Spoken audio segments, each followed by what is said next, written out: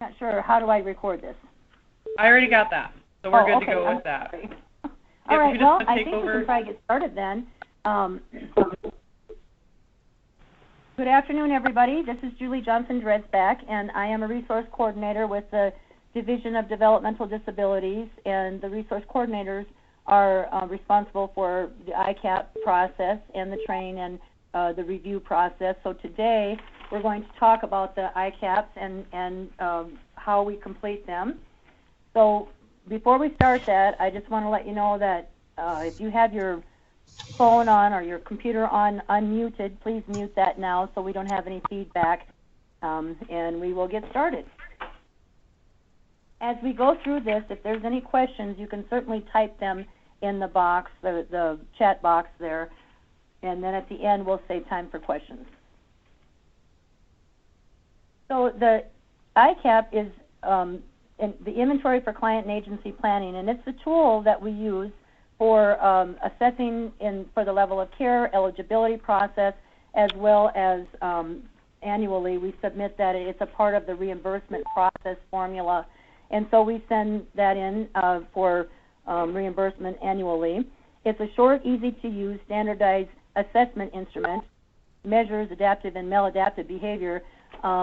We use the ICAP because it's easy to use. You don't have to have a doctorate degree to complete it.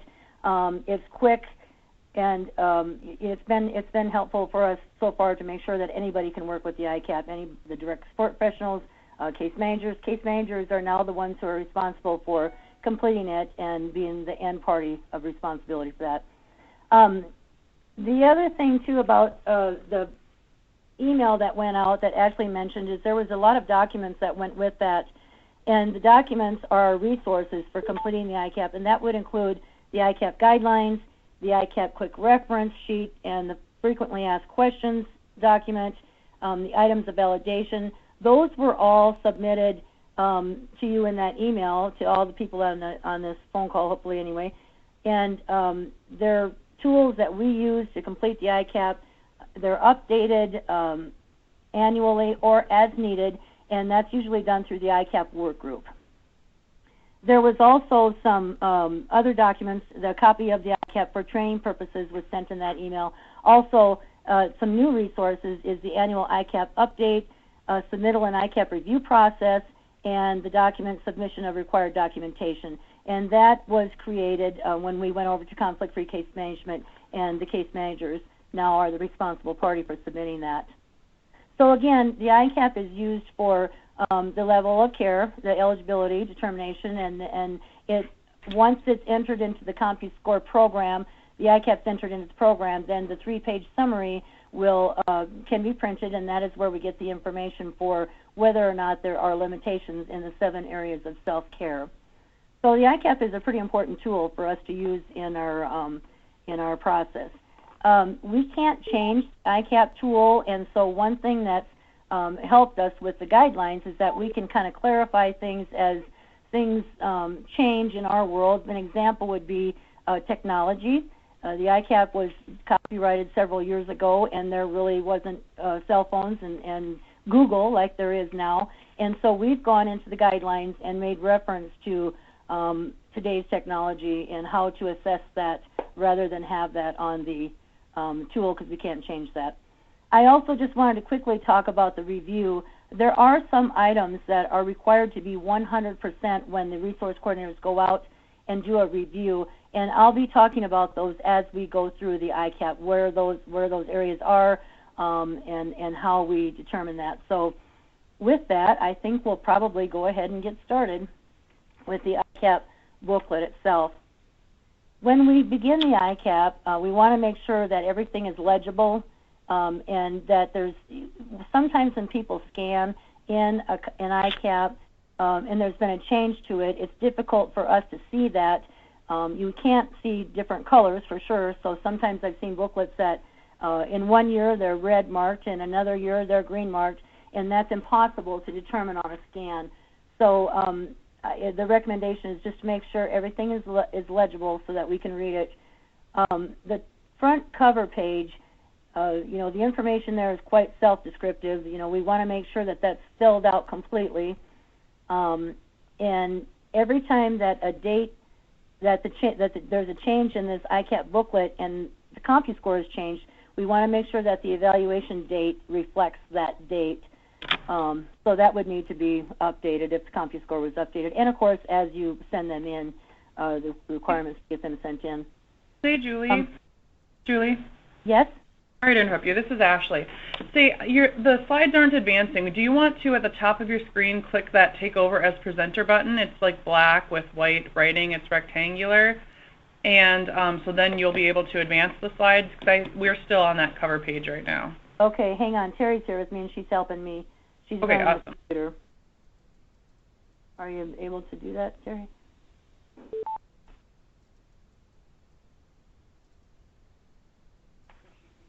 I think it wasn't advancing. Do you see the second page now, Ashley? Yep, now we're good. Yep, perfect. Okay, awesome. Thanks for letting me know that. Carry on, thank you. Yeah, okay. All right, so getting back to the cover page, you know, just make sure that things are filled out as completely as possible. It's real important that we have the case manager's name and the phone number on there in the event that there is any questions that we have on the ICAP, that we can contact the case manager by that phone number. When we begin the assessment, we're going to be looking at what's going on currently. So everything in the assessment should be current to the date that the ICAP evaluation date is reflected of. So what we like to do is look at the service plan. You know, does it match? Does it sound like it's reflecting what the services are needed as what are being given? So that would be something that you'd want to look at too when you're completing an ICAP as a service plan. So some items, you know, we do allow to go back 90 days. Some items we allow to go back annually and look at the past year. But for the most part, we're looking at what's going on currently. Once the ICAP is completed correctly, it should be a good picture of what services the person is getting at the current time.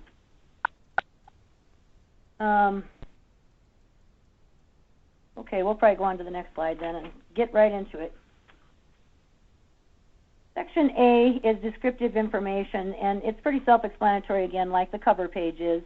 Oh, I did want to tell you that the date of birth on the cover page is 100% correct requirement. So that's on the cover page in the small box, excuse me. Okay, the descriptive information is pretty much self-explanatory. You know, we like to have a the height and weight completed on the past physical. You can usually find that information. And then the primary means of expression, you know, typically people have some sort of an expression that somebody understands that works with them closely, and so we like to have something there rather than none. That would be other if it was like, you know, an eye gaze or something like that. If there's any way of expression, we need to have that down on there as other. Marital status, pretty self-explanatory. Legal status, we like to see the guardianship paperwork and make sure that that's matching. There's you know, a lot of people think that power of attorney is legal status that is being engaged here. It's not. We're looking at guardianship that has been petitioned through the courts and ordered through the courts. Diagnostic status B. You know, this is an area that the first primary diagnosis, it requires 100% correct.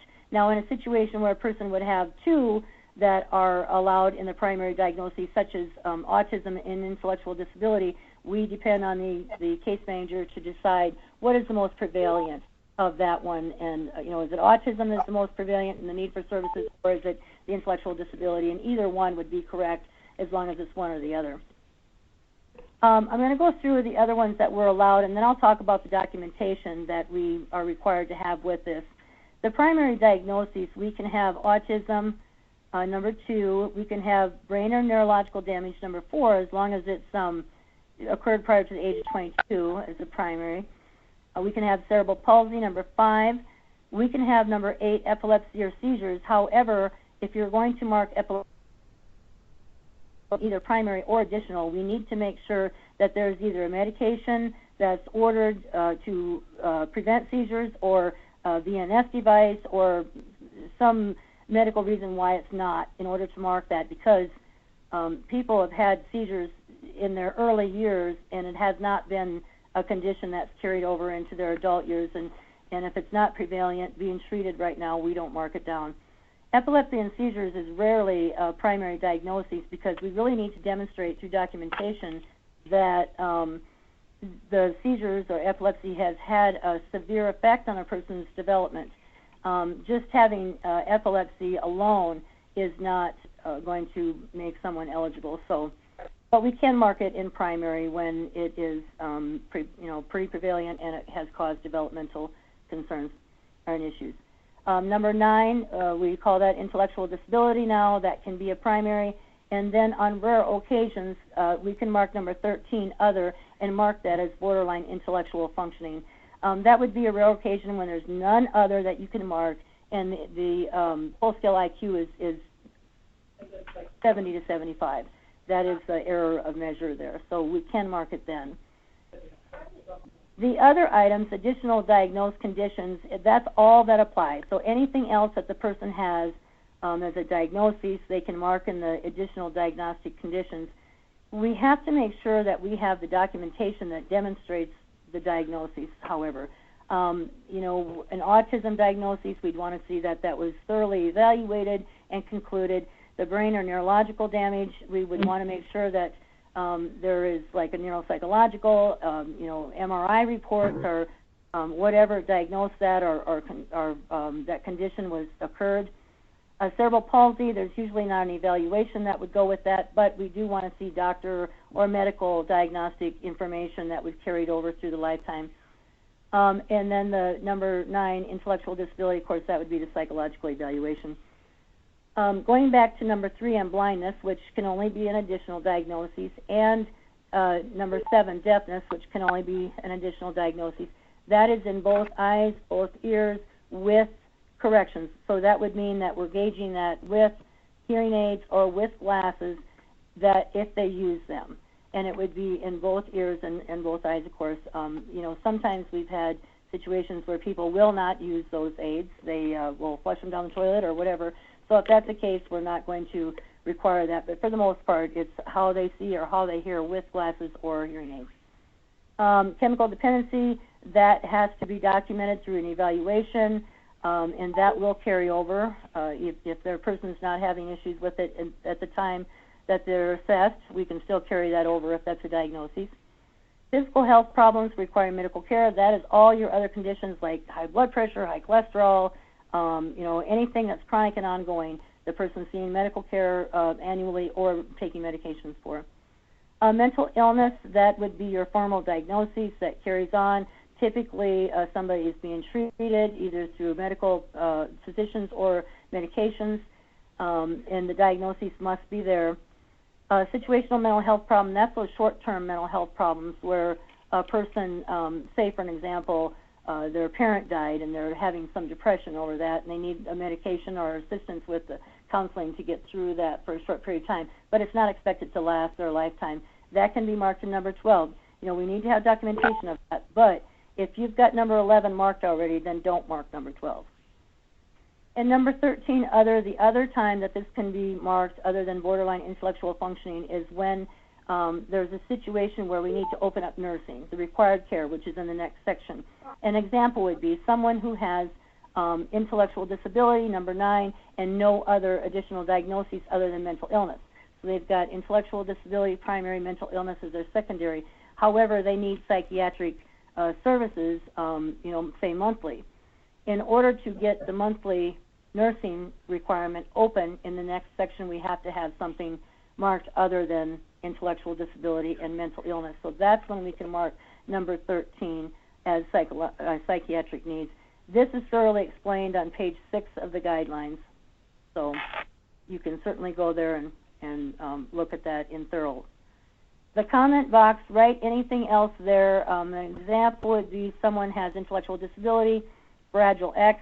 There's nowhere for Fragile X to be written in additional, so you can write Fragile X in the comment box. Down syndrome is another example. Just the conditions that can't be caught in the already described diagnostic area. Okay, so we're going to go on to the next section, functional limitations and needed assistance. And this is You see your upper and lower extremities, your health care needs, and we're looking at a typical day. So in the person's life, we're looking at the typical day, not the day that they had the seizure, if they have a seizure disorder. How would it be on a typical day? So the first one, level of intellectual disability, that is from the current psychological, that conducted an evaluation, not carried over records. These are things that we'd always want to keep in the file, in the central file. So it's current psychological. If the psychological has the number of the full-scale IQ, and it doesn't say the same thing as the conclusion of the written diagnosis of the physician, we're going to go with the conclusion of the physician on the written diagnosis, because we assume that they know that the person had a bad day, and even their IQ is this is what their diagnosis is. Vision and hearing, pretty self-explanatory. The little or no useful vision or little or no useful hearing would be with both ears, both eyes. The frequency of seizures, this area is 100% correct. We look at the logs that are kept in the nursing file, and as reported to the neurologist when they go in for their annual appointment. If the person has no seizures or they haven't had one in the last year, it's none or controlled. This is an area that we do allow to go back first 30 days, then 90 days, then a year, because seizures sometimes don't follow a calendar year. An example would be somebody had 2 seizures in February, one at the beginning and one at the end, but none in March, but one every month is a calendar year. Other than that, it would be safe to say that they have monthly seizures. So we do allow to go back a whole year, and then you can average that frequency and mark it accordingly. The documentation does come from the nursing records.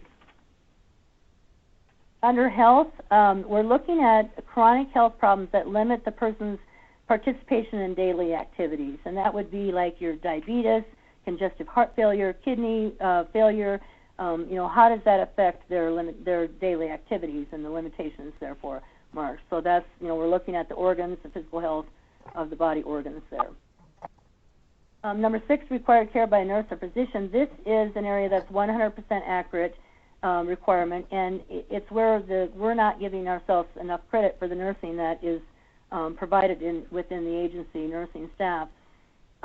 What we're marking here is how much medical care a person needs going back the last 30 days, the last 90 days, and then the last 12 months to get an accuracy on that. And this is for chronic and ongoing conditions. It's non-delegatable medical visits, lab work, orders that are given through the nurse at the agency, the nurse requirement to contact the physician to report something that's medical for the chronic and ongoing conditions. This would include psychiatric visits. This includes a general practitioner other than your routine monitoring. So annual physicals don't count. That's a wash. Everybody gets that. So it would be all the medical care that the person is receiving: psychiatric, general, neurology, urology, all the specialty physicians. So we would figure out how often that is and then mark that accordingly, less than monthly, weekly, or daily. An example would be someone who has diabetes. If you have diabetes and you need the nurse to administer the medication through injection, of course that would likely be daily if they need a daily injection. A lot of times people have to have monthly medication labs or labs drawn to monitor medication levels. That definitely would be monthly. Even if the agency nurse does not do that, they have to go to a lab, it would still be counted. So we want to make sure that that all gets counted. What we found, in the past is that we're just not giving credit for that and identifying all those areas that require that nurse involvement. But anything that's delegatable to a staff, the nurse delegates to a staff, we don't count here. So it's just those non-delegatable duties and the visits. Number 7, current medications. This is also 100% correct requirement in category 2, 3, and 4, which is the prescribed for health, for mood, for epilepsy. Those areas had to be 100% correct in this number 7. These are all the medications that are prescribed by a physician that you or I could not get without prescription. And number 5, other, is all those over-the-counter medications. And I realize that the doctor orders have to be given for all medications. However, you know, when you, like for Prilosec and the medications that used to be prescribed but now are over-the-counter, those would be 5 other. We look at the MAR, the past MAR from the date of the ICAP, go back that month of the ICAP and back 30 days, and that's where we get this information from. Arm, hand, that is also 100% correct requirement, and this is measuring what kind of assistance the person needs if they have a limitation in their arm or hand. It's the upper extremities. If they have required all assistance for their activities of daily living, that would be most daily activities, number 3. If they just have need for help occasionally, then throughout the typical day, then it would be number 2, some daily activities limited. If the person has visible limitations in their upper extremities but do not need any help from another person, they're able to get things done on their own, even though they might be a little slow, then that would be number 1, no limitation. It's all about how much assistance. Number 9 and number 10 is all about mobility and how you walk on a typical day or get to point A to point B on a typical day. Point A to point B would be from the kitchen to the bedroom, from the bed to the wheelchair, from the wheelchair into the bed, from the wheelchair onto the toilet, from crossing the street in your residential area. How do you get there? How do you get from your home out to the bus to get on the bus? You know, those are all things that we're looking at in mobility. So the first item then, number 9, which is 100% correct requirement, is, you know, do they walk with or without aids? That would be cane, crutches, cane and crutches or aids or wheelchair. Or number 2, they don't walk at all.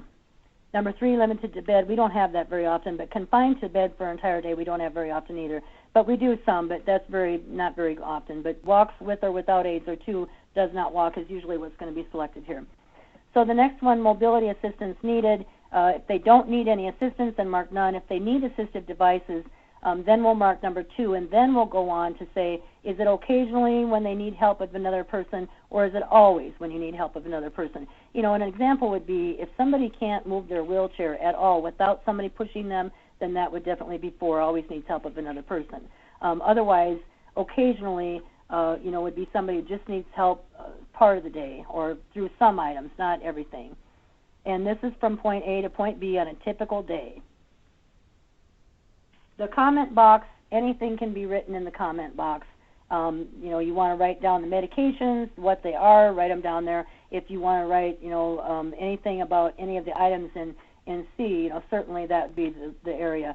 It's good to have those filled out because then we can see, you know, what the thought process was on an item that we have questions on. You know, also when you get section C done, this is where you're going to start seeing where things really fit together. You know, an example would be somebody has a diagnosis of a seizure disorder, whether it's primary or additional. You know, we would want to look here and see, are they taking medications for that?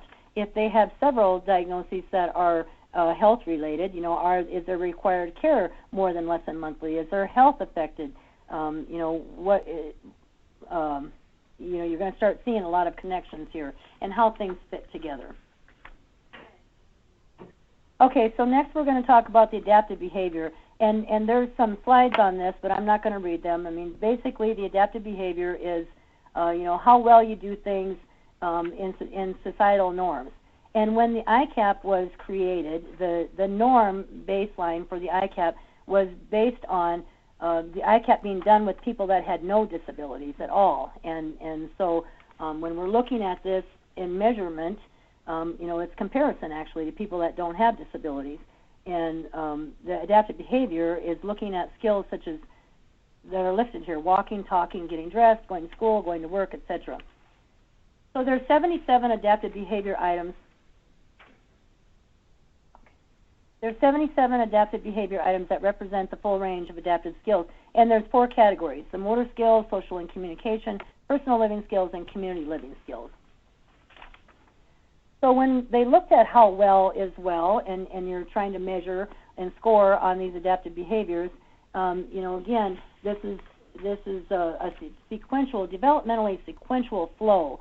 So the first items in each category are pretty easy, infants less than 3 months old, and then as you progress down in the categories, they're more difficult, and at the bottom of the category, you're a mature 18-year-old adult, for example, somebody's going off to college, should be able to score a 3 on that without disabilities. So again, that's your comparison. So going into the scoring, when we're looking at independence, that is the person's ability to do things on their own and knowing when to do it. The developmental statements begin with the simple skills. Again, this is kind of a little bit repetitive, but you're going to see some non-flow of the 3s, 2s, 1s, 0s when you have like brain injuries or dementia, or sometimes in the motor skill area. For an example, if you have somebody who has upper or lower extremity limitations, you're going to see that reflected. But for the most part, it's going to go 3s and then 2s and then 1s and 0s, because it progressively becomes more difficult. So when we're talking about the scoring, the never or rarely, this is when a task is too difficult for a person. They're not able to do it at all, even if you ask them to.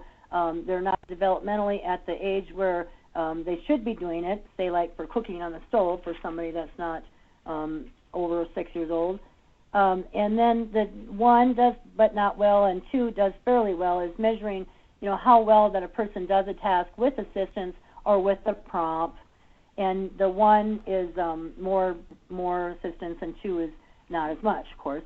And then the 3 does very well. That's when a person does the task without being told. They know when to do it and they do it well, and well enough to where somebody doesn't have to go back and ask them to redo it, or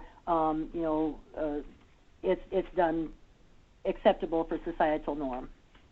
One of the things about scoring is we have to remember that people, if they need a prompt to get something done, then of course, that wouldn't be a 3. There's a lot of people that don't initiate in our delivery system, and if a person does not initiate something on their own, but will once a prompt is given, for an example, take a shower or complete their hygiene, if you have to give a prompt to do that, then it's not a 3.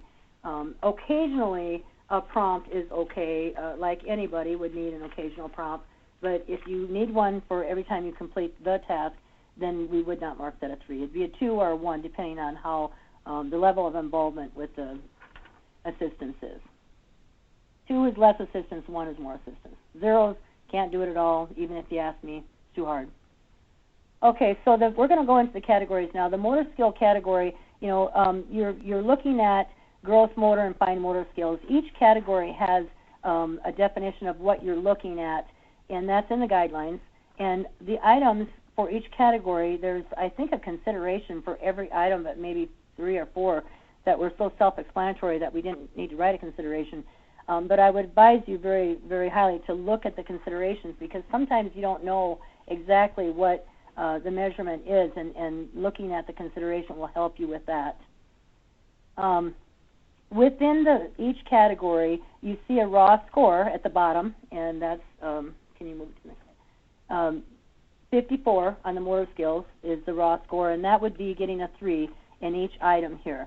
So that's what we're measuring against, or that's the highest measurement of the category. So the person getting 54 would get 3s in all of these.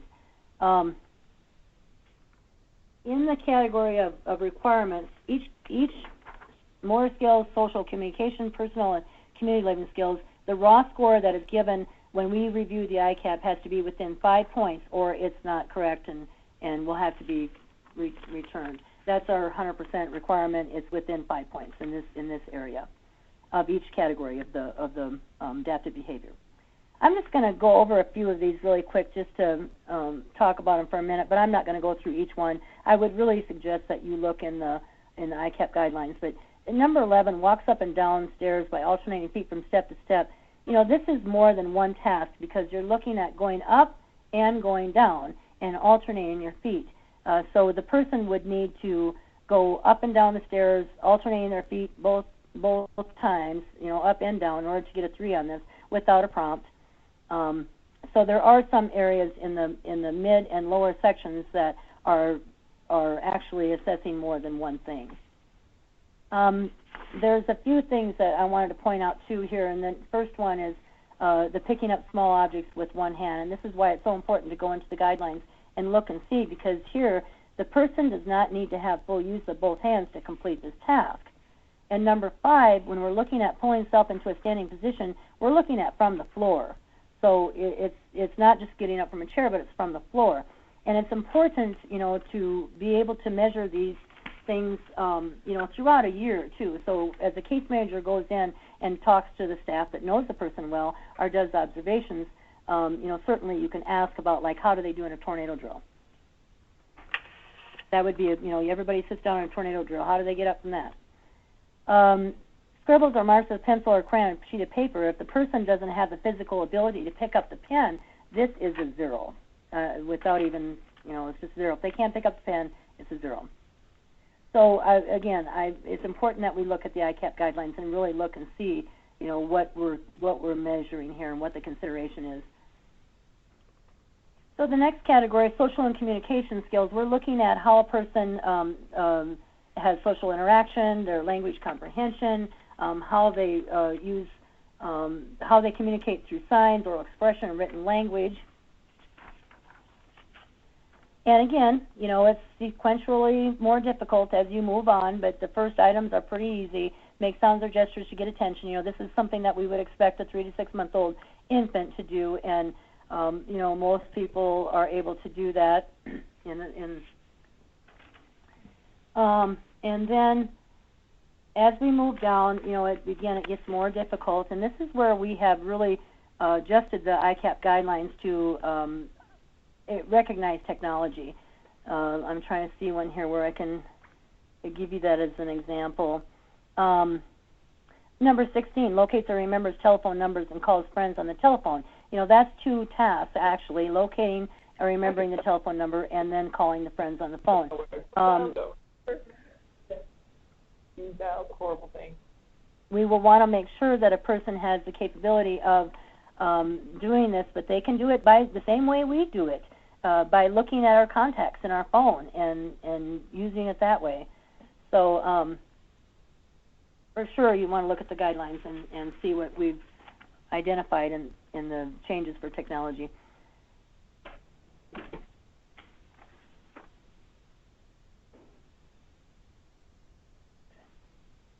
All right, so a couple other things I just wanted to point out here in this section.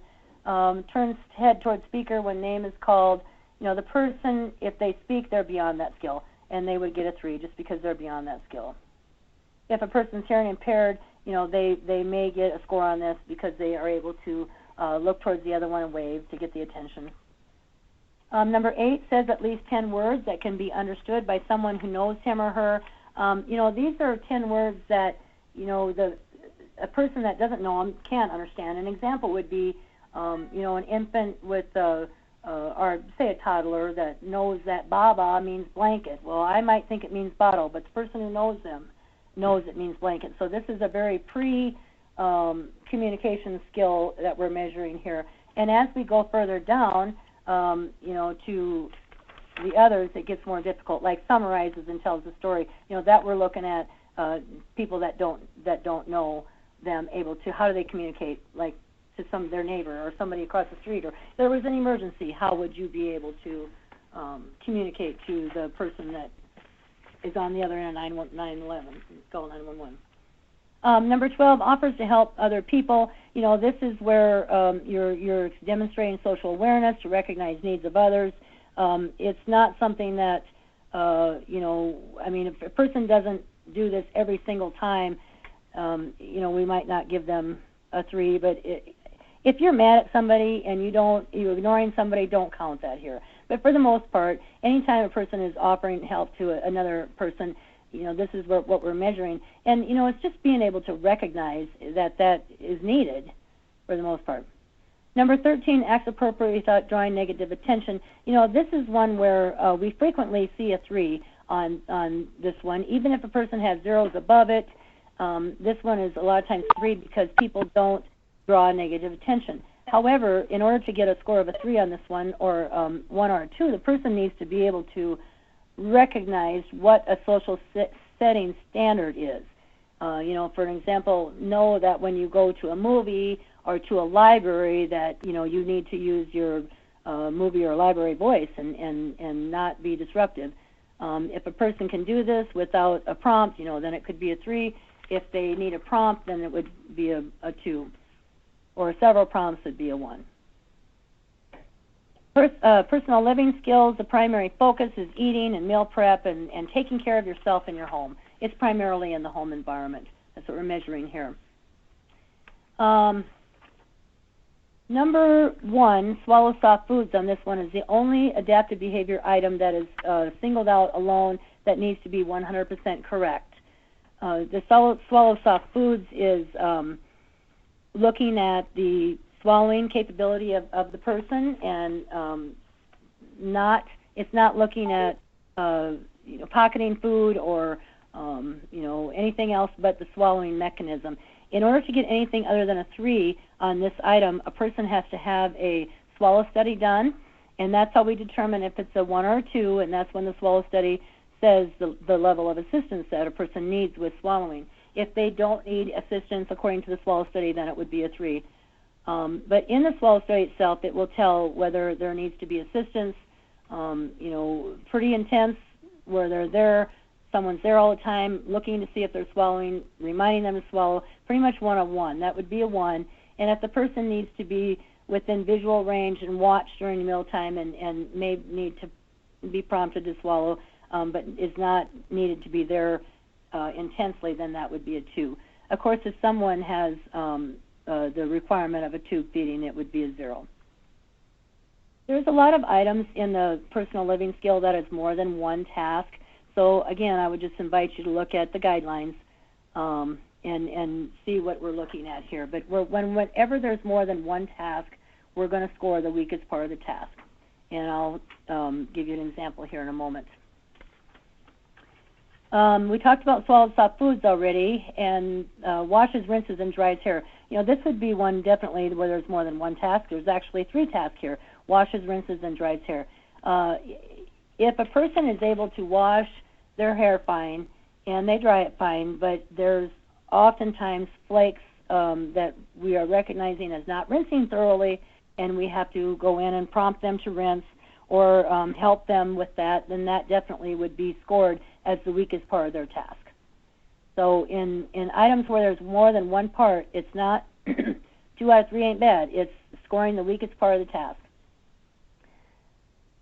16, mix and cook simple foods such as scrambled eggs. What I wanted to point out here is that the person needs to be able to mix at least 2 ingredients together. This is not talking about warming up lean cuisines in the microwave. This is above that. And number 17, cleans bedroom. This is a good demonstration of somebody that, gets the weakest part of the task may be, for example, changing the sheets. The person can clean their bedroom, they can put away their clothes, they can dust, they can clean their floor perfectly without prompts, but they don't change their sheets. They don't know how to change their sheets. If you set a pair of sheets on their bed, they wouldn't know what to do. Then that would be a 0, regardless of how they do the rest of the items, because we're scoring the weakest part of the task. So we always want to make sure that they're able to do all of the tasks. Loads and operates a washing machine. We do a very good job of helping people be independent in their environment and be able to wash their clothes without a lot of assistance. What we're looking at here for a score of a 3 especially is somebody who can take that skill and take it somewhere else. Say if their washing machine breaks down and they have to go down to the corner laundry, can they go down there without assistance and figure out how to use that washing machine like you or I would? Or go home to their parents' house and get their laundry done there without assistance. So again, the bottom items are those mature adult items that we're looking at here. So we're wanting to make sure that they can transfer that task and generalize it. The last item in the adaptive behavior is the community living skills. And the primary focus of the community living skills is, of course, time and punctuality and the items that are listed here. Because of the area that this takes place, The beginning of these items are a little bit higher of maturity, like it's not 3 to 6 month infant. It might be a little bit older than that, like a year and a half. So the first item, finds toys or objects that are always kept in the same place. That's orientation to your environment, same as number 2. I do want to point out some really important things in this category, though. The next page starts on stays in unfenced yard for 10 minutes. That's when you're looking at your little toddler or 3-year-old, however old. You're going to let them be outside for a little while playing, and you're going to check on them. That's what we're looking at, the level there. But the person needs to be safe, and the safety is based on their level of adaptive behavior skills. Number 6, trades money for something of another item for value. This is not a boom box for a cigarette. We get asked that a lot of times.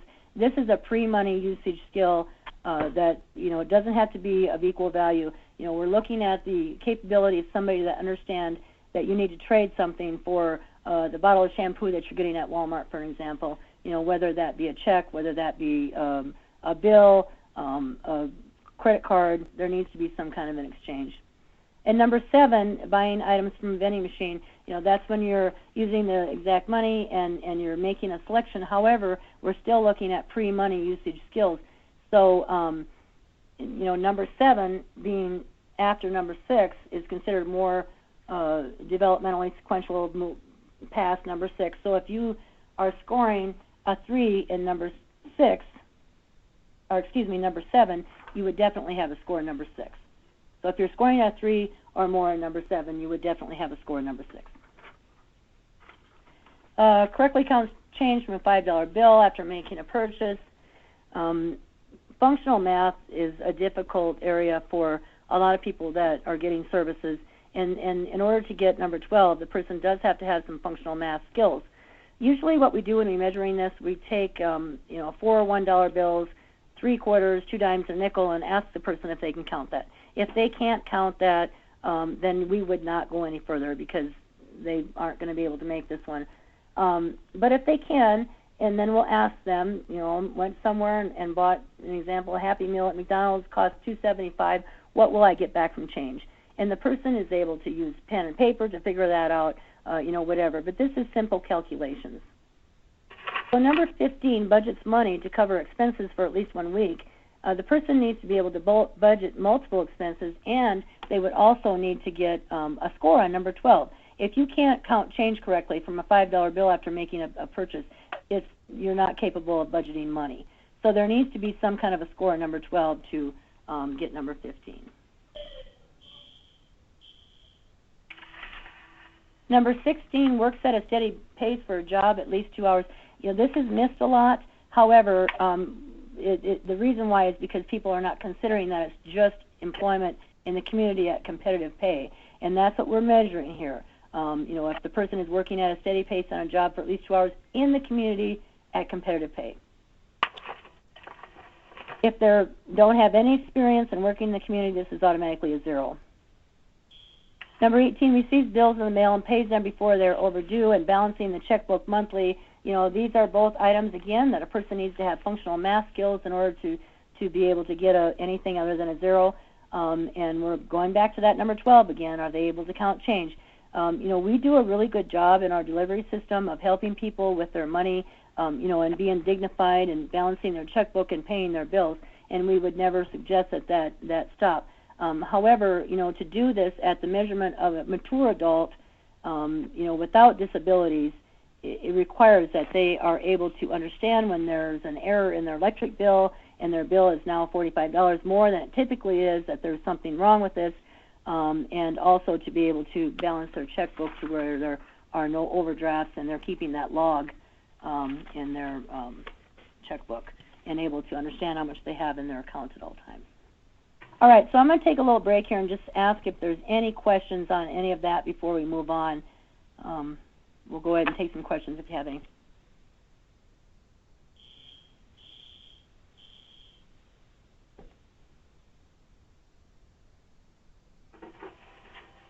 Is there any chats?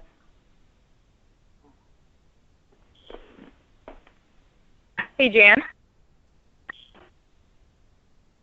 Hello? It's Julie. Hey. Julie, sorry. I'm sorry. Julie, I have a question real quick. If a psych eval has a diagnosis at the end saying borderline intellectual functioning, but then they also put full life skills 59, we would go with the BIF, correct? Well, well, you know what? I don't know. That's a pretty big span, 59 to borderline intellectual functioning. I guess I would want to make sure that I understand that psychological a little bit better before I answer. But for the most part, what we usually see when I mentioned that in our diagnostic area is we might see, instead of 59, it might be 69, because that's closer to borderline. And then the actual diagnosis is borderline intellectual functioning. I guess I would question a little bit why someone's IQ came out 59 and their diagnostic written diagnosis was borderline intellectual functioning. I guess I would want to look at that a little closer. Okay. You know, is there other evaluations that were historical that you could look at? Do they seem to flow right? I mean, do we have a better, is there a indication of why that was borderline intellectual functioning? Did the psychologist write why he felt that way? You know, I'd want to look at all those things. Okay. Any other questions? Okay, well, we're going to just move right along then, and I can stop again after the problem behavior section and ask if there's any questions. I do want to point out, though, that we've gone through section A, B, C, D, and again, you know, we're going to start seeing where things are lining up, you know, where they're matching with the other. You know, if we see that somebody has no expression at all in their A, section A, well, then definitely we're going to see that in the social and communication. We're going to see deficits, and that's going to be reflected in there. If we see somebody has upper and lower extremity limitations on the section C, then that's going to be reflected in motor skills. Okay, so problem behaviors. The requirement on problem behaviors for accuracy in the review process is that you are within 5 points of the general maladaptive behavior score, and that is figured out through the CompuScore program and is on the summary of the 3-page at the top of the 3rd page. When we're looking at problem behaviors, the first thing that we want to do before we even look at this section is stop and think, you know, as people that work directly with the person or that know the person best, what behaviors have we recalled throughout the year that we feel compelled to stop or intervene with or redirect in some way, because that's how we define problem behaviors. A lot of people have behaviors.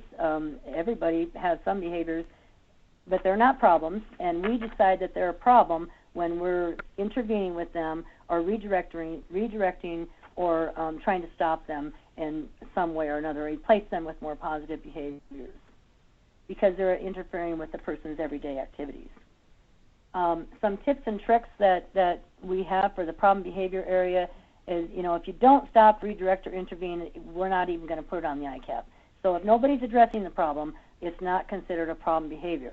And also, don't look at the list underneath each category and determine if a person has one of those behaviors, because I think if we read that list, we'd all have behaviors in each category. So, you know, we would recommend not looking at that list.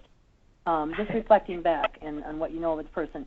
And, of course, refer to the guidelines, because it's you know, hopefully demonstrated well there what we're looking at here. So the problem behavior section of the ICAP is in 8 categories, and of course it's hurtful to self, hurtful to others, and destructive to property are the most intense behaviors that a person can demonstrate. And they need to be intentional acts. They're not thoughts or threats. You know, an example would be somebody threatens suicide. That would not be in hurtful to self. It has to be an intentional act that's marked there, so it'd have to be the actual attempt itself that's marked there. Same with the hurtful to others or destructive property. A hurtful to others threat to hurt somebody is not marked here. Destructive to property, picking something up and threatening like you're going to throw it and not throwing it is not destructive property. So these are all very intentional acts that need to be marked here. Disruptive behavior, that's the behavior that interferes with the activities of others. When it's demonstrated, it draws the attention of other people, and not only does it interfere with the person's activities that's demonstrating it, but also others that are around them. Unusual repetitive habits, excessive repetitive actions that interfere with the person's activities.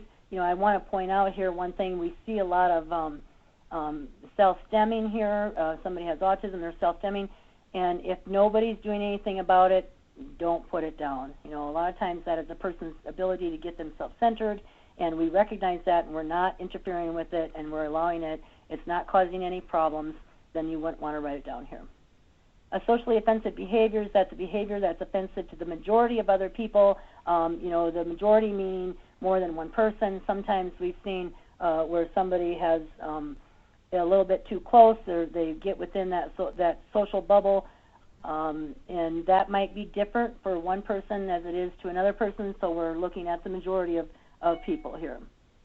Number 7, withdrawal or inattentive behavior. That's difficulty being around people. This is where you can express your suicide ideations here, like your attempts for suicide you can mark here. It's where you start seeing those mental health symptoms that you're wanting to look out for.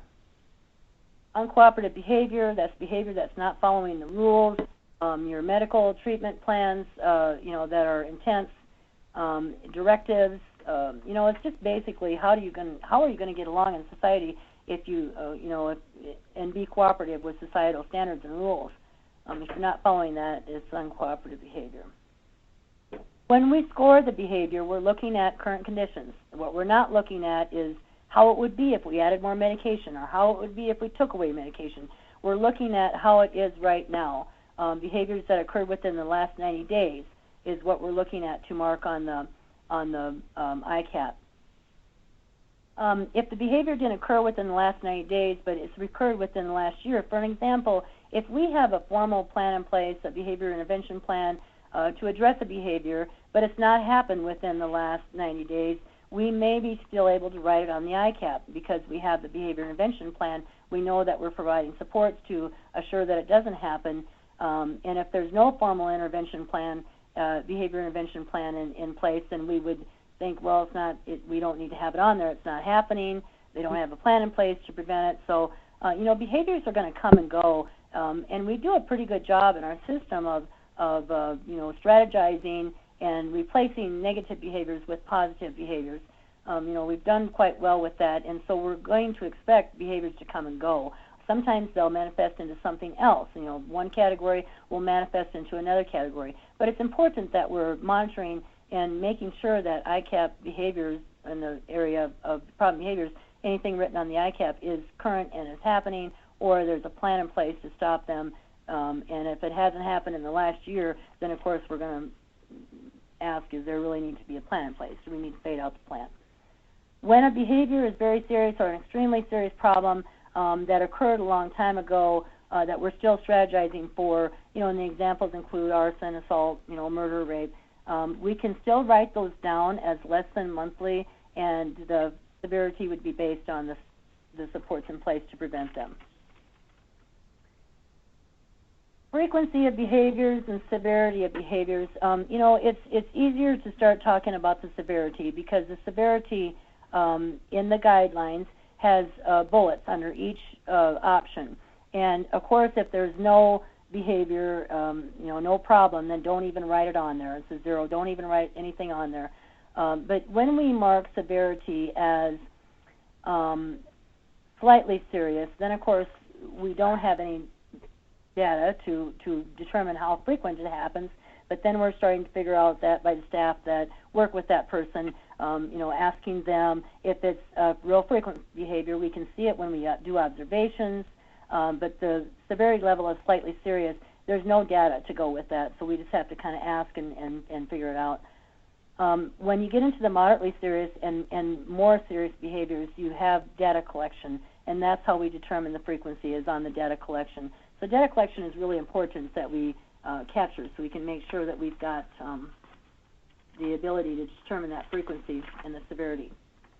The severity levels are listed next. Again, not serious, not a problem. If you don't have it as not serious, if you have it as not serious, not a problem, don't even write it down in the ICAP area. Just keep it off. And the slightly serious, in order to get any of these severities, the person must meet all bullets in each severity category. Each option. So if a behavior is slightly serious, we know that it's going to meet all these bullets under slightly serious. And these are in the guidelines too. And then again, moderately serious, they're going to meet all of those. A slightly serious behavior is a behavior that, it might happen just at home or it might happen just at work. And each time it happens, the staff intervene or redirect it. It's addressed by an informal intervention, meaning that it doesn't have, a plan that goes with it. It doesn't have a direction of when this person does this, then you do that. You don't have to document it, and it can usually be managed by common sense in a structured environment. And then the moderately serious, we're bumping it up a little bit. It's now a problem in more than one environment. It could happen anywhere. It could happen at home. It could happen at work. It could happen on the bus, going to and from. It could happen at the movie theater, and the staff intervene or redirect each time that it occurs. It's addressed by a written procedure. This is where we do have somewhere in the plan where a staff can go look and see what do we do when they do that. How do we react? How do we respond? What is the strategy? It's a written procedure. And then, of course, as it occurs, the behavior is documented. It can be documented in an incident report, in a GER, in a baseline data collection, a narrative, just anything that documents that it happened. The next category, very serious, a severe problem. We're bumping it up a little bit more. Now we have the behavior support plan that's been approved or under the Human Rights Committee approval of a written record of this behavior, which documents the frequency and severity and typically what we've tried in the past to reduce it. And the frequency is reduced only with constant vigilance in a highly unstructured environment. That means that staff are with that person. The person is not living independently in the community. Because of the very serious behavior or other reasons, they're not living independently in the community and they're in a structured environment. Staff is physically present within the person's immediate area within 24 hours a day, as the bullet says. It's difficult for a single staff person to control when it occurs. That might mean that the person is not able to get them to redirect, or it can't stop them on their own. The physical strength is required, then of course that's difficult for a single staff person to control. And I want you to think about too, in a behavior situation, it's not always the person that's having the behavior and the staff working with them. It's the other people in the environment too. If there needs to be another staff that take care of the other people in the environment while the behavior is occurring, then that definitely would fall under the difficult for a single staff person to control. This is it. But, so we'll deposit and then decide what. Hello, I can hear somebody talking about deposit. You might want to mute your phone. Okay. And again, if behavior is easily redirected, if you can redirect somebody very easily, it's not falling under very serious. So the next category, and again, we have to meet every bullet in every category. The next category is extremely serious, a critical problem. We're bumping it up, really a lot now. So this is when it's a grave and immediate threat to the life of the person or others, and it requires immediate intervention. And this is where we see those real serious behaviors of assault and arson. Sometimes they fall into the extremely serious critical problem. There's definitely a behavior support plan approved. Human Rights Committee may be included with that, and the frequency and severity is documented in those plans. And a critical incident report or has been reported to the division, or a phone call has been made that one is coming that because of the behavior. And consequences of the person's actions, difficult to stop, and they're jeopardizing their continuation of services. Right now we're looking at, oh dear, we might have to find another placement for this person. We cannot continue to provide services. That's when we're looking at extremely serious. And requires a highly restricted, structured environment with 24-hour supervision by one or more adults. Okay. The next slide is looking at the categories themselves, and I'm just going to point a few things out to you here. You can see under hurtful to self the laundry list that I mentioned earlier. The hitting self, banging head, scratching, cutting, puncturing, biting, rubbing skin, pulling out hair, picking on skin, biting nails, or pinching. Well, definitely those could be injurious to a person's own body. Definitely you'd want to look at, the seriousness of that behavior and the frequency. and making sure that somebody is stopping it. It's actually hurtful to self, before you write anything here, and hurtful to others or structured property. Those are the three most serious categories in this section. And again, we want to make sure that things are occurring, not threats. When we write the primary problem, we just recommend that the primary problem is very descriptive. It doesn't have to be a one word. It doesn't have to be 2 words. It can be a sentence if that's what it takes to describe the primary problem. But it really needs to be descriptive enough that we can determine that the frequency and severity is measuring that primary problem. Sometimes people have taken a behavior and it's really a disruptive behavior, for an example, but because there's something written and disruptive already, they're making it a socially offensive behavior, and we would want to not recommend that, of course. If there's 2 behaviors in a category, then pick the most serious one of the 2, not breaking it down into 2 categories. You can see the next page has the other 4 behavior categories, and then at the bottom there's a response to the problem behavior. When we respond to the problem behavior, that's the most serious of all the behaviors categories. Again, you know, people's behaviors come and go. They ebb and flow. They go away and they come back as something else. And so we just want to make sure that we're taking a look at this as we complete any updates on the ICAP or doing the annual requirement, because what we see a lot in this area is behaviors that have been carried over from year after year after year, and they're not evident anymore. They're not happening, or there's something else. So just that's the biggest thing, I think, with the behavior section that we can make recommendations on. Behaviors that happen together. The behaviors that happen together are within a few minutes of each other, are part of an escalated behavior process that's individualized to the person, should be categorized in one category of problem behaviors, rather than separating out as each thing happens in different categories. The way that we write the behaviors that happen together is by a cluster or a behavior event or an episode, whatever we want to call it. But the basis of this documentation is that we want to score it based on the most frequent of the cluster of behaviors, and then the severity is on the most severe thing. So in essence, what we have here is one category that's describing several behaviors that happen together typically. Say, for an example, when we're looking at the example here that I have here, cluster is under uncooperative behavior, and what we're going to see with that in parentheses is we're going to see refusals, we're going to see yelling, we're going to see swearing, we're going to see breaking things and hitting others. It may not be every single time, but it begins with refusals. So we may be able to de-escalate that behavior before it becomes yelling, before it becomes swearing, or any of the other things that are listed here. But we can still count that in our frequency because we're addressing it each time the refusals occur.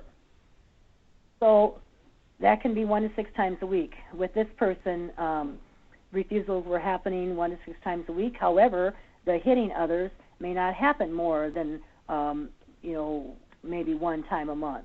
But we're judging the frequency on the beginning of this behavior, and that's the refusal. So whether it escalates or not, you can mark that down as a frequency. So that's 1 to 6 times a week. And the severity of these cluster behaviors or episodes or however you want to describe them is based on the most serious things. So in this example, hitting others and breaking items would be the most serious things. And so then we're going to look at the strategies to deal with those things. So what are the strategies of breaking things and hitting others? Because that's what we're going to determine our severity levels on. This person has a behavior support plan, and there's for physical aggression and hitting others, and they live in an environment that is monitored. It meets all the other bullets under all the other things under the severity of very serious. It meets all the bullets, so we're marking that there. So again, behaviors that happen together should be documented together. The primary problem is typically the beginning of the behavior, so you can mark that frequency up, and then the severity is based on the most serious thing that's ever happened in that behavior episode in the past, and how you manage that under your strategies. Okay, the response to the problem behavior, again, that is based on the most serious behavior of the categories, and should be reflective of what is being done to respond to behaviors. I just wanted to give you a couple examples here of things that we've seen to help you understand this a little bit better.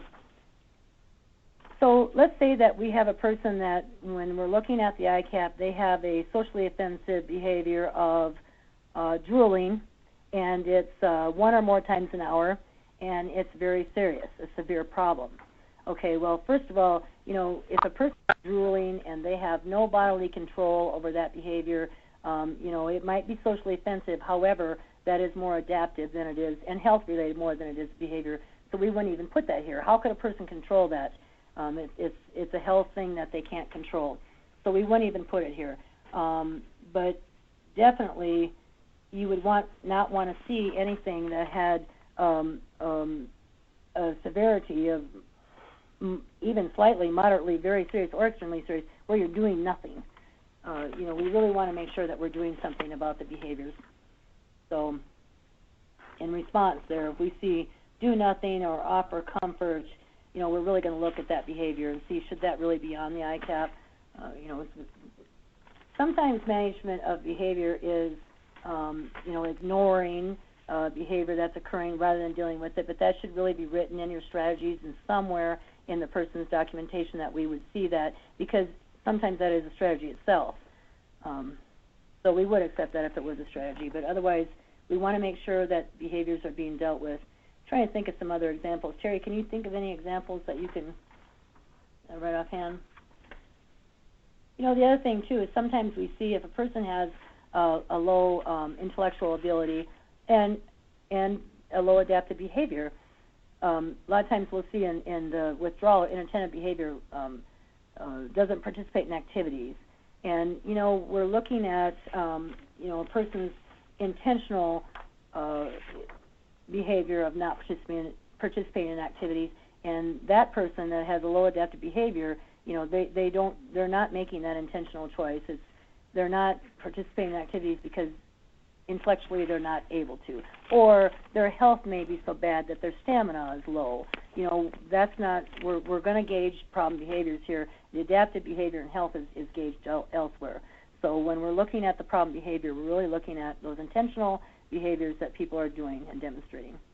I think one of the examples we've used in training is if a person had a cluster behavior, and Julie talked about earlier about the clusters, and they threw a chair, but the destructive property may not be captured under because of the chair if it wasn't intentional. The chair was thrown during a cluster behavior, but the main behavior might not be captured under destructive property because that chair was part of something that they had done, but it really wasn't intentional to break the chair. So you have to be careful about how you mark that kind of a behavior episode.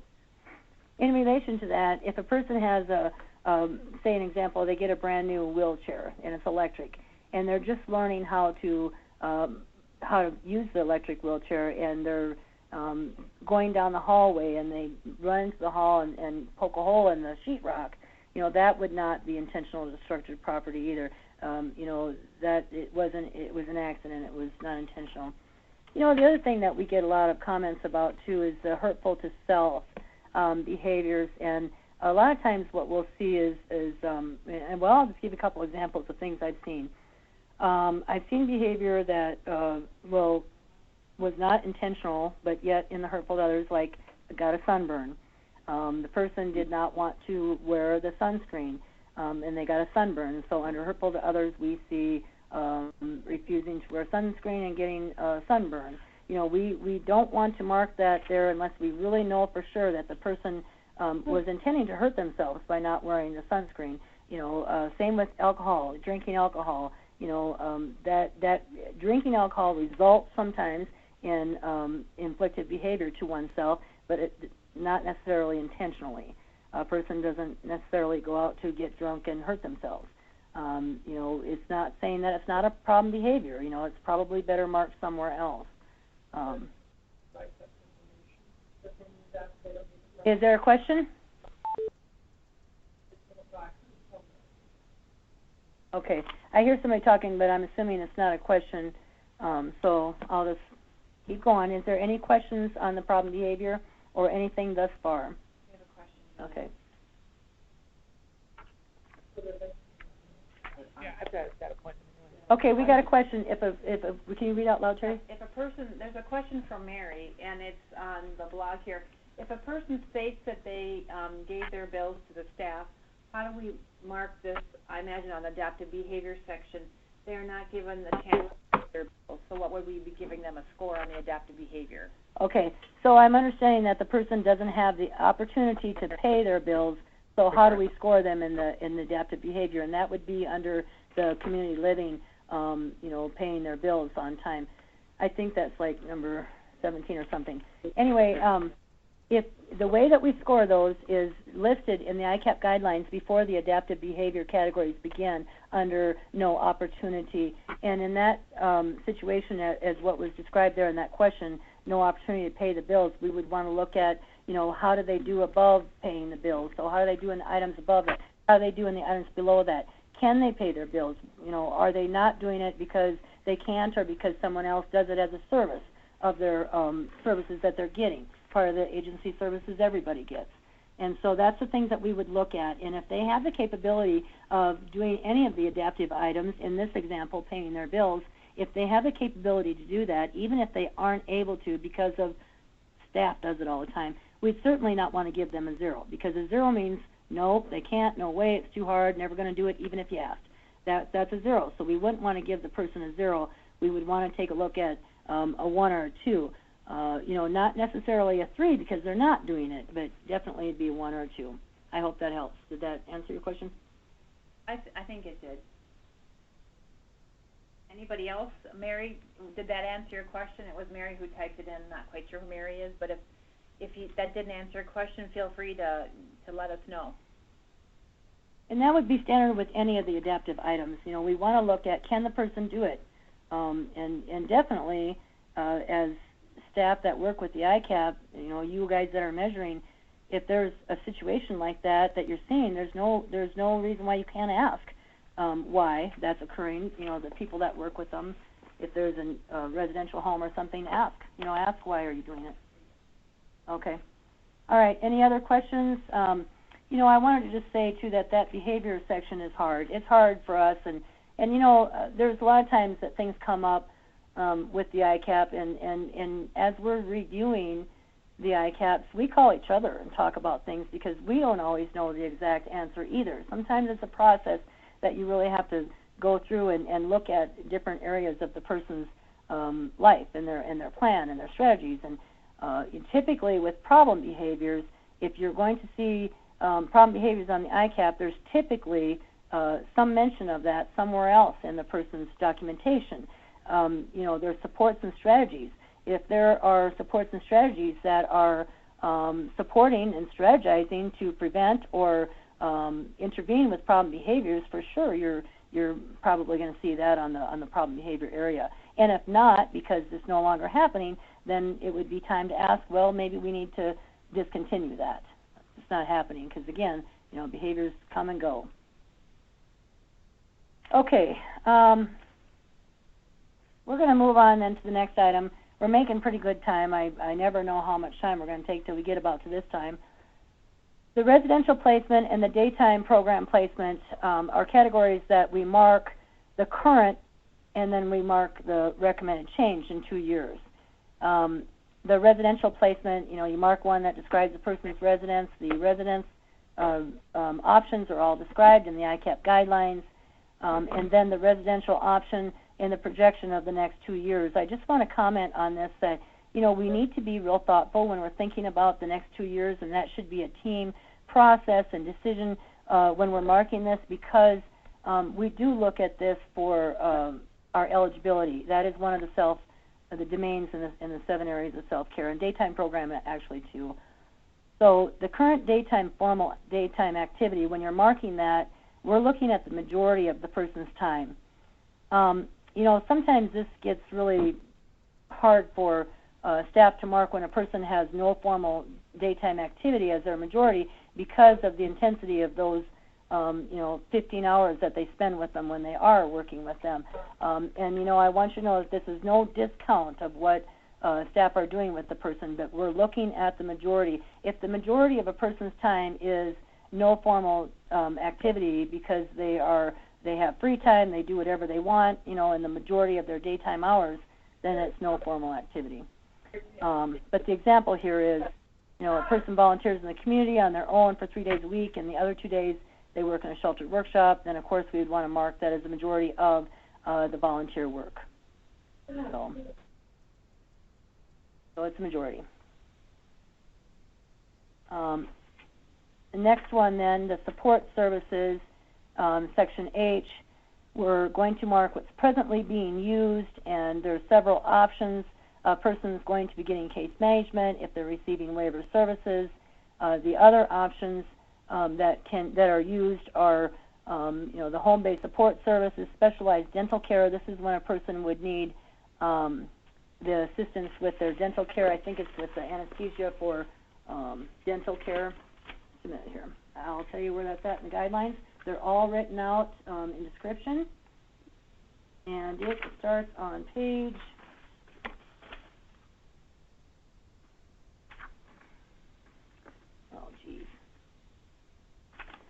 page 31. Excuse me, page 30. Specialized dental care, that would be when a person has to, has highly restricted procedures. They have to be sedated for medical or for dental care. You want to mark that here. For the specialized medical care, this is where a person has those ongoing chronic conditions where they require annual visits to a specialist, the ologies, neurologist, urologist, gynecologist, and then due to the physical condition or problem behaviors, they've been determined to need highly restricted procedures that Human Rights Committee has approved. That's what we're looking at for specialized medical care. And they include general anesthesia, sedated pre-medication, or other restraints to perform the medical procedures. Specialized nursing care, there's some examples here. This one examples are administering shots for diabetic or allergic conditions, drawing blood levels, the home health care, the routine services that are not considered are listed there too. And again, that's kind of the delegatable area. Specialized mental health services, this is where a person is getting services through a licensed psychologist or psychiatrist for the behavioral medication management. And they're seeing a mental health service professional that's licensed on a regular basis. And this does not include utilizing psychologists or psychiatrists for evaluation only. This is ongoing care that a person receives in the mental health realm. The specialized nutritional or dietary services, this is where a person gets monitored. They need to be monitored on a regular basis for, for their nutrition or their dietary, and it may include the modification of food consistency, which would be your dysphagia diets, tube feeding, or highly restricted diets because of problem behaviors. An example would be Prader, Willis. They might have to have, restricted diets. They do not include, just an evaluation. All of these are ongoing and needed consistently. And therapies, occupational, physical, or speech, pretty self-explanatory. They need to have that for an ongoing condition. It's being provided, and it could be those services that are provided by a paraprofessional, which means that anybody that's getting, physical therapy for maintenance in a setting, an agency day setting, if it's consistent and ongoing and being monitored by a professional, a licensed professional, then that does count. Respite care, pretty self-explanatory, services provided for a short period of time. Specialized transportation services, this is one that gets missed a lot. Either it doesn't get marked down or it does when it shouldn't be. But, this is when you need a wheelchair vehicle, accessible vehicle. Say, like, the person's going to be going home to their mom or dad's, and they need to have an accessible vehicle on the day after Thanksgiving to go shopping on Black Friday. That would be needing specialized transportation services. It's looking at the accessibility. Vocational evaluation, certainly that would be in-house in a day program or with voc rehab, and this is to obtain employment. And then other is those services that include things that are ongoing, like alcohol or drug treatment, Alcoholics Anonymous, and then services that are considered alternative, like chiropractic and acupuncture and stuff like that. You can mark that here. It's not an area that we have a requirement for 100% correct, but I will say that, this is an area that we look at to see what services a person's getting above and beyond typical service. So if they're getting any of those, it's good that we mark those. If they're not getting them, but it's felt through a team process that they are needed, definitely mark them here on the section 2, the not used now, but evaluation needed. And then, of course, comments, would be welcome there too. Like if you were going to recommend that somebody needs an evaluation for something, it would be good to write, what the recommendations are. Social and leisure activities, this is areas that we're going to mark within the last month that have occurred for the person, pretty self-explanatory there. The other piece of that is the factors that are limiting social activities, and mark all that applied there, and then any comments that go with that. And then, of course, we want to make sure that we are marking yes on the question, do these results provide an accurate representation of the client's present functioning? That would be a yes. I want to just point out again, too, how each section, we've gone through the cover page, we've gone through section A through I now, and again, it's real important to recognize that things are fitting together. It looks like when you start looking at the ICAP, everything is fitting together like it should. You're seeing the limitations where you would expect to because of what we've written previously, and that doesn't stop in the last two sections. If a social and leisure activities are marked none, and the factor limiting the social activities is because of a behavior problem, definitely I'd want to look and see if there was anything written in the behavior categories. Or if it was a health problem, I would want to take a look and see, are there health problems in section C that would be, limiting a person's activities?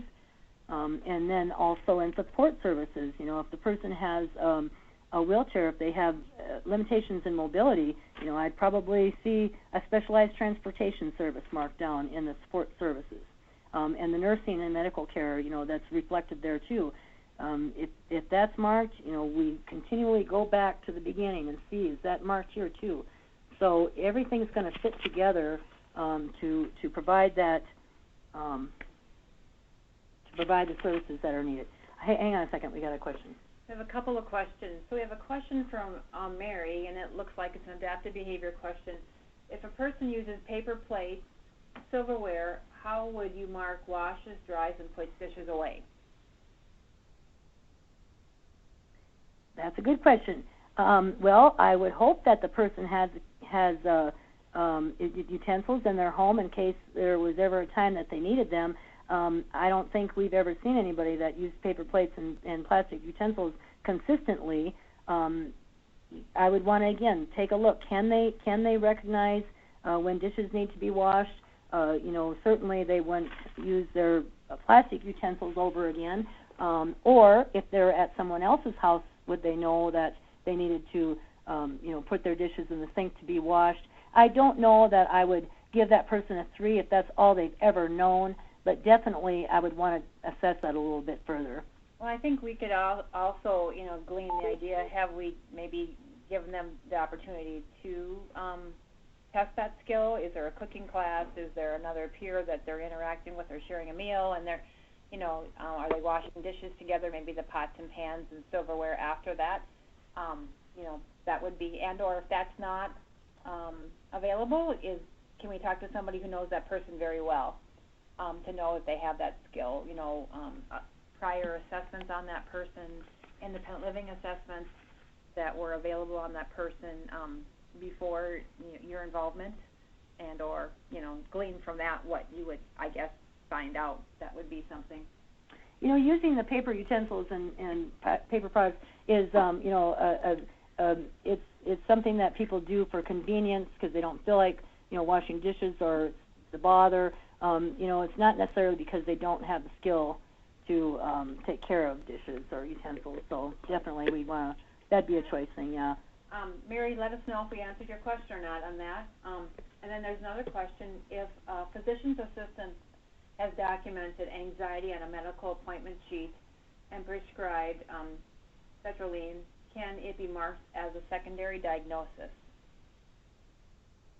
Okay, what was that again now? They're marking anxiety on a medical appointment sheet Yes. and have prescribed a medication. Mm-hmm. Yes, can we mark that as a secondary diagnosis? You know, likely we could.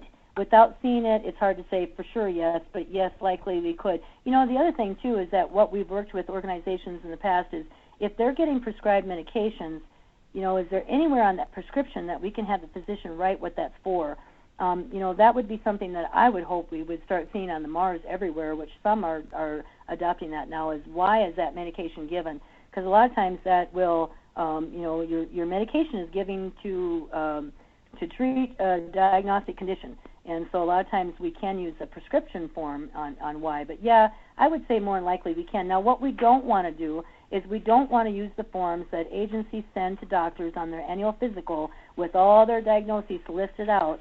And then when the doctor signs that with the orders for the next year, that is not considered a doctor approval of all their diagnoses because the doctors are not looking at that.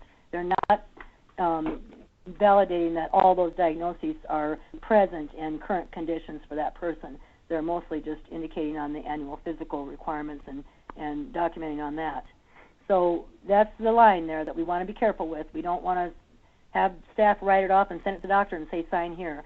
But if the doctor writes that down, then yeah, if it's dictated from the doctor, I would say that'd be acceptable. The other area on this one, Laura, would be to make sure that if we have a situational mental health marked on the additional diagnosis versus, what is the other one, Julie? Well, there's situational and then there's mental health, yeah. So we can't have them both marked on the additional diagnosis. If the person already has mental health marked, which I believe is number 12, we wouldn't 11. add a situational mental health on there as number 11 as a secondary additional diagnosis. It would always be captured under number 12. So be mindful of that. Yeah, yeah, that's 11 is mental illness, I think, yeah, and then 12 is situational. Yep. Yeah, and that's true. And sometimes, you know, people have to ask, you know, well, is this something that you think is going to last a lifetime, or is it something that we're dealing with now, or, you know, really need to understand what's going on in the person's life to, because anxiety could actually be a situational mental health problem, or it can be a lifelong disorder. So, you know, it's not so much that we're concerned about that, but really we want to make sure that we're, you know, not marking both. Good questions, you guys. Yeah, really good questions. Yeah. So we're about at 3:30, Julie? Yeah, we're about at 3:30, and there's a couple more things I just wanted to go over with on the slide, but, you know, definitely keep the questions coming if you got any more while we're going through this. The last slide is actually the resource coordination map, and I just wanted to give a shout out to Donna Deal out in Rapid City, and then Chelsea Lully and Pierre. Those are the people that are not with, well, Terry's with me today. There's 4 of us that do this, so Terry Bukowski's with me today from the Northeast. But Donna and Chelsea also are resource coordinators that work with the ICAP. So far we've done training, on-site training in Rapid City and Sioux Falls. Training is coming up in Watertown on Thursday. And then the last training session on-site in the state is Monday in Mitchell. Certainly, if there's people that want to attend that, I would recommend that they go. There's no requirement for sign up or anything. So if you need that information, we can get that out to you. Any of the resource coordinators can. That train on site is a sign-in process, so it does count as required training if that's in your contract. And then also, as ICAPs are being completed, certainly contact us with any of the questions that you have. We prefer email because that way we can track and respond consistently. When we do respond to questions that have been asked via email, we share that with each other so that we're consistent. And then also, if it's frequent, we will add that into our frequently asked question document that's flowing and changes as questions change. Also, I just want to briefly just tell you about what's going on with our changes coming up in ICAP. in 2018, the coming year, we're going to be completing ICAP reviews as we did last year and the years previously.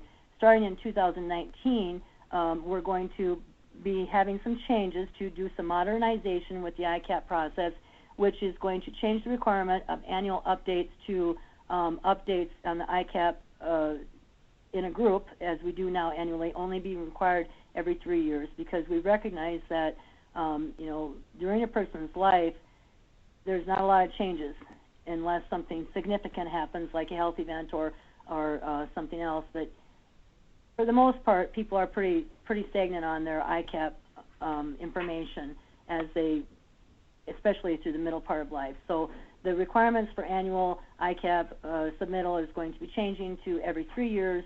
I'm sure you've already heard of this, but it's, we're going to be doing this.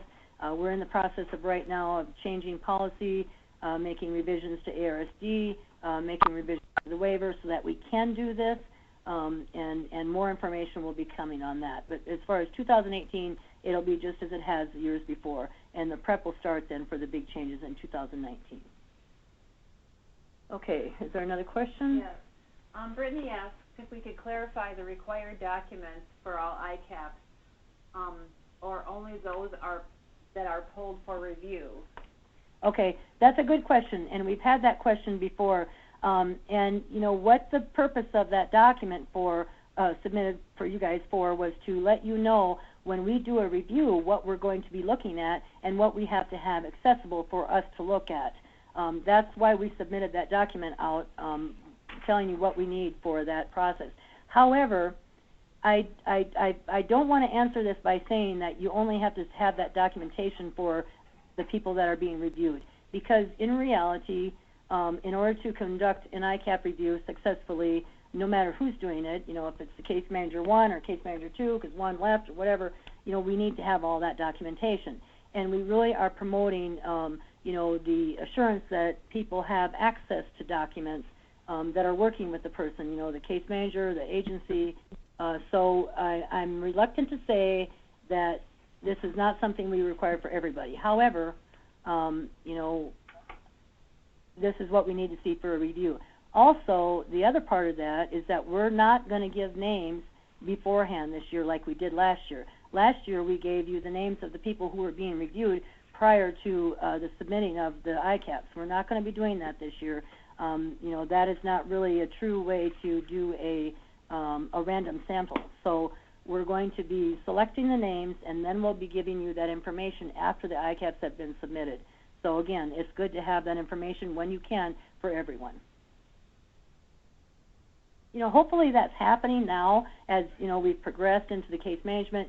I hope that people are getting documents like that for everybody. And, it's going to be determined by what the person has as needs. For example, if they have guardianship, we want to see the guardian documents. If they don't, then we don't need them. So, that's the way it is with most of the things that we're asking for. If they have a high level of nursing care, we want to see that. If they don't, then we don't need it.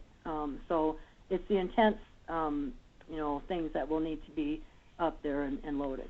I think the best practice, for all of the folks under the Choices Waiver, accessing the services under the Choices Waiver, is those documents that are needed to obtain eligibility and maintain eligibility, and good record keeping is just the standard.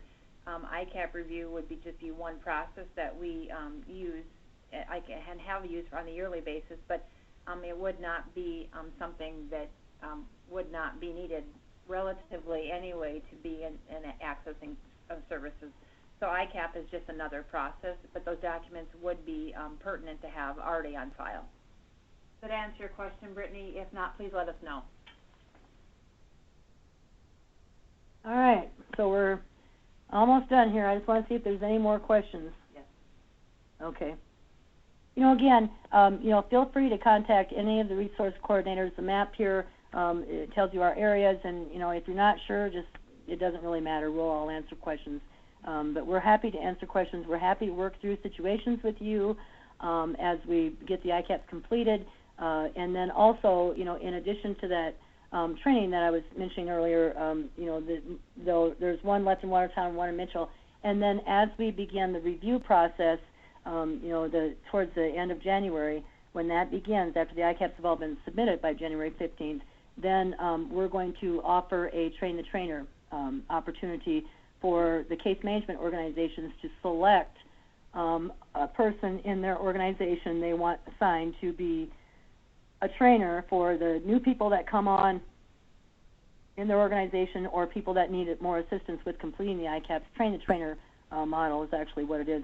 And when the agencies, the conflict-free case management, select a person or persons that they want to identify as the trainers, then we will take those people with us on a review and walk them through our process of review and the validation process, how we do that, so that they have a good picture of, all of the ICAP and the process that we have, completing it and validating it. So that'll be coming up too this January.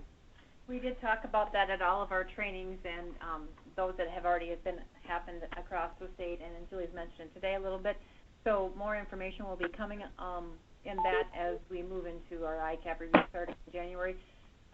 So if you are interested in the ICAP as more of and find it interesting and want to and have had some previous experience and want to expand your experience and want to be maybe within your organization a trainer on the ICAP, feel free to reach out to any of us resource coordinators or anybody else within the DDD system, and we would be happy to work with you on that process.